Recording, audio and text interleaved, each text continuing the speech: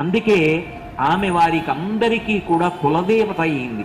కులదేవత అన్న మాటకు అర్థం ఏమిటంటే పరంపరాగతంగా సింహాసనంలో ఆమెయే ఉండాలి, ఆమెనే అర్చించాలి, ఆమె దేవాలయాన్ని విస్మరించకూడదు. ఇష్టదేవత వేరొకరు ఉండొచ్చు. మీరు రామాయణం చదువుకుని రాముడు మీకు ఇష్టదేవత కావచ్చు, లేకపోతే వేరొకరు ఇష్టదేవత కావచ్చు. సింహాసనంలోంచి కులదేవతని తీసేసే అధికారం మాత్రం లేదు. మొదటి పూజ కులదేవతకి, మొదటి దర్శనం కులదేవతకి, మొదట ప్రాణాలు కింద కాపాడుకోవలసింది ఎవరిని అంటే ఈ వాసవి కన్యకా పరమేశ్వరి దేవాలయాన్ని, ఈ చరిత్రని, ఈ సంప్రదాయాన్ని, ఈ అమ్మవారిని, అమ్మవారి పూజని, అమ్మవారి దేవాలయాల్ని మొట్టమొదట కాపాడుకోవలసినటువంటి సంప్రదాయము మీది.